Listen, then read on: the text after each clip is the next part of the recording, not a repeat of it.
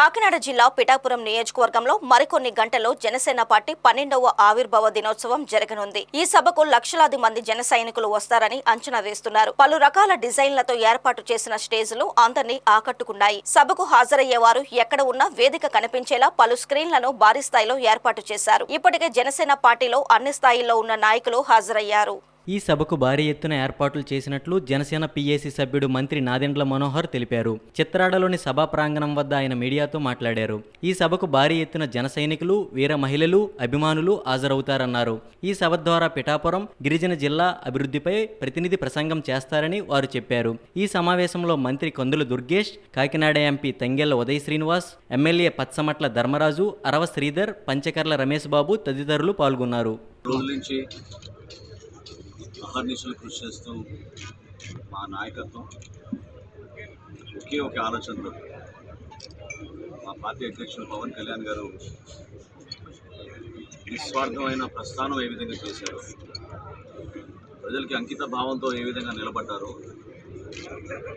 ప్రతి జన సైనికుడు, వీర మహిళ గర్వించేదగా పార్టీ నిర్మాణం, పార్టీ కార్యక్రమాలు 11 సంవత్సరాలు సుదీర్ఘమైన ప్రయాణం చేసుకుంటూ చివరికి ఈ రోజున పిఠాపురంలో నిర్వహించుకోబోయే 12వ ఆవిర్భావ దినోత్సవానికి సిద్ధమయ్యాం. దేశ చరిత్రలోనే మొట్టమొదటిసారి ఒక రాజకీయ పార్టీ పోటీ చేసిన ప్రతి శాసనసభ, పార్లమెంట్ స్థానం నుంచి అద్భుతమైన మెజార్టీతో గెలవడం అనేది ఎప్పుడు ఎవరు కూడా ఊహించలేదు. అది కేవలం ఒక విజయం అనేది పదవి కోసం అనేది కాదు, దాని వెనుక ఎంతో పట్టుదల ఉంది. ప్రజలపైన ఒక అభిమానం, ప్రేమ, ప్రజలు పడుతున్న కష్టాలపైన అవగాహన తెచ్చుకుని క్షేత్రస్థాయిలో అనేక సందర్భాల్లో మేము చేసిన కార్యక్రమాలు ప్రతిబింబించినాయి. ఈరోజు ఇంతమంది గౌరవ శాసనసభ్యులు, పార్లమెంట్ సభ్యులు,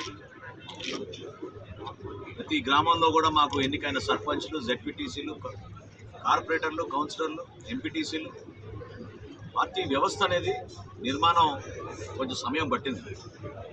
అయినా కానీ ఒంటరి పోరాటంతో, ఒక ఆలోచనతో పవన్ కళ్యాణ్ గారిని దూరం తీసుకొచ్చారు.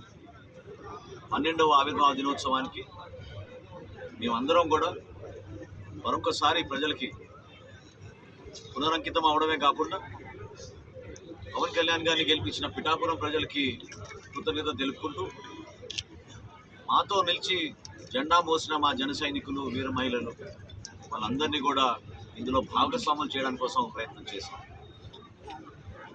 14 కమిటీలు ఏర్పాటు చేశాం. దాదాపు 450 మందికి అందులో అవకాశం కల్పించి అనేక బాధ్యతలు అప్పచెప్పాం. పిఠాపురం నియోజకవర్గం నుంచి ఒక ఆహ్వాన కమిటీయే 250 మంది సభ్యులతో ఏర్పాటు చేశాం. ఎప్పుడు లేని విధంగా అనుకున్న దానికన్నా ఎక్కువగా సౌకర్యాలు కల్పించాలి, ఏర్పాట్లు చేయాలి, వచ్చిన ప్రతి అతిథిని చాలా జాగ్రత్తగా మనం చూసుకోవాలనే భావన మా అందరిలో కూడా సమిష్టిగా ఏర్పడడంతో ఒక అద్భుతమైన కార్యక్రమం సిద్ధమయ్యాం. సామాన్యమైన విషయం కాదు. కానీ 4 ప్రధాన రహదారులపైన తిరిగి వెళ్ళేటప్పుడు కూడా భోజనం ఏర్పాట్లు చేయాలని మా గౌరవ శాసనసభ్యులు, పార్లమెంట్ సభ్యులు కలిసికట్టుగా నిర్ణయం తీసుకుని వాళ్ళు ఆ కార్యక్రమాన్ని మొట్టమొదటిసారి మనం చేపట్టే విధంగా ప్రజలకి అందుబాటులో ఉండడానికి కోసం చేస్తున్న ప్రయత్నం.